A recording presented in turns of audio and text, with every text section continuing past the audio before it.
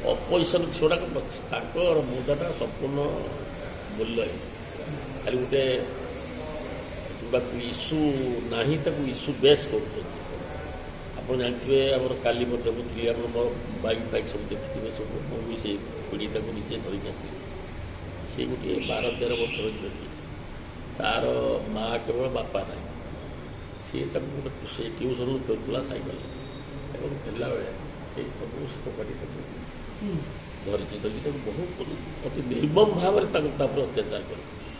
ଏବଂ ଆମେ ଖବର ପାଇଲା ପରେ ମୁଁ ବି ପହଞ୍ଚିଲି ଏବଂ ସେଠି ତାକୁ ମଧ୍ୟ ସାଙ୍ଗେ ସାଙ୍ଗେ ଆରେଷ୍ଟ କରାହେଇଛି।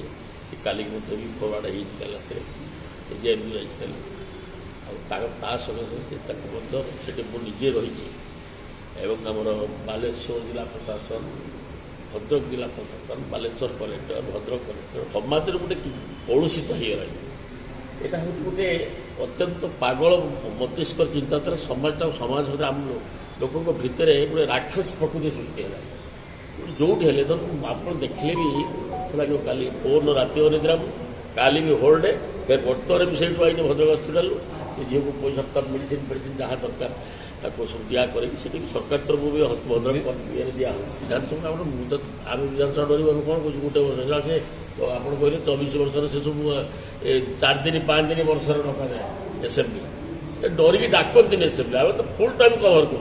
ଆମର ମୁଦାଟା ହେଉଛି ତାଙ୍କ ପାଖରେ କିଛି ମୁଦା ନାହିଁ, ଗୋଟେ ନନ୍ ଇସ୍ୟୁକୁ ଗୋଟେ ଇସ୍ୟୁ କରୁଛନ୍ତି। ସିଏ ଝିଅ ଆହୁରି ବି ଝିଅ ଗୋଟେ କାଲି କାହିଁ ସବୁ ଏଠି ଆପଣଙ୍କର ବାଲେଶ୍ୱର ଯେଉଁ ହେଲା ସେ ବାଲେଶ୍ୱର ଯାଇଛି ଆପଣ ସବୁ ଶୁଣୁଥିବେ। ଧୀରେ ଧୀରେ ଘଟଣା ଆସୁଛି। ସେ ପିଲାଙ୍କ ଭିତରେ ହେଇକି ବି ହେଇଛି। ତଥାପି ଦୃଢ଼ କାର୍ଯ୍ୟାନୁଷ୍ଠାନ ଆମର ମୁଖ୍ୟମନ୍ତ୍ରୀ ନେଇଛନ୍ତି, ପ୍ରତାବନା ଦେଇଛନ୍ତି, ଆମର ବାଲେଶ୍ୱର ପ୍ରଶାସନ ନିଆ ହେଇଛି ଏବଂ ସବୁ ଜିନିଷ ଆଜି ମଧ୍ୟ ସେଇଭଳି।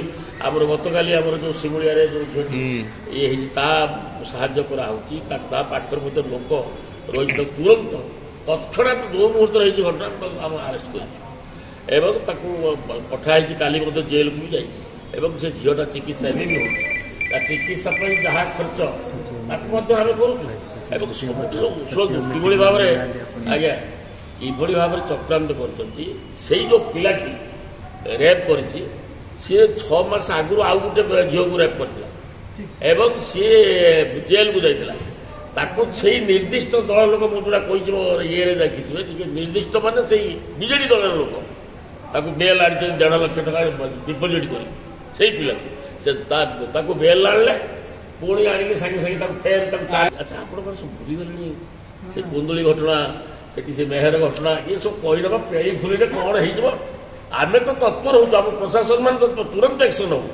ଆପଣ ବା ଦେଖୁଛନ୍ତି ଗୋଟେ ନିଜେ ପୂର୍ବତର ମନ୍ତ୍ରୀ ସମ୍ପୃକ୍ତ, ତାକୁ ଯେତେବେଳେ ପୀଡ଼ିତାର ପରିବାର ବର୍ଗ କହୁଛନ୍ତି, ସାଧାରଣ କହୁଛନ୍ତି, ସେ ମନ୍ତ୍ରୀକୁ ମଧ୍ୟ କଢ଼ାଗଲାନି ଏବଂ ତାକୁ ସେ ମଧ୍ୟ ପୁଣି ଫେରି ତାକୁ ଇଏ ହେଲା। କି ସେ ଇତିହାସ ପୃଷ୍ଠା ଖୋଲିଲେ କେତେ ହେବ। ଏଇ ଯେଉଁ ମେୟରଠୁ, କୁନ୍ଦୁଲିଠୁ, ଏଠି ବେବିନାଠୁ ମାନେ ଆପଣଙ୍କର ସରିବନି, ଇଏ ସରିବନି, କ'ଣ କଥା ସରିବନି, ମାନେ ଏଇଭଳି ଭାବରେ ସେମାନେ କରିଛନ୍ତି ସବୁ। ତେଣୁ ମୋର ଖାଲି କହିବା କଥା ଏଠି ଗୋଟେ ଯେଉଁ ସମାଜର ଗୋଟେ କଳୁଷିତ ଚିନ୍ତାଧାରା କିଛି ଲୋକଙ୍କ ଭିତରେ ଆସେ, ଯେଉଁଥିପାଇଁ ଆଜି ଆମେ କ'ଣ ଆମ ମୋହନ ସରକାର ସମସ୍ତେ ମାତ୍ର ଗୋଟିଏ ବର୍ଷ ହେଇଛି। ଯିଏ ଘଟଣାରେ ଇମିଡ଼ିଏଟ୍ ଆପଣ କହିଲେ ବାଲେଶ୍ୱର ଘଟଣାର ମୁଖ୍ୟମନ୍ତ୍ରୀ ନେଇନି ଆକ୍ସନ୍ ନେଇନାହାନ୍ତି, ତୁରନ୍ତ ପଦକ୍ଷେପ ନେଇଛି। 20 ଲକ୍ଷ ଟଙ୍କା ଦିଆହେଇଛି। ତାପରେ ମୁଁ ବି ଥିଲି, ମୁଖ୍ୟମନ୍ତ୍ରୀ ଯାଇଥିଲେ, ମୁଁ ଥିଲି, ଆଉ ପ୍ରତାପ ଷଡ଼ଙ୍ଗୀ ଥିଲେ, ଆମେ ସମସ୍ତେ ଥିଲେ।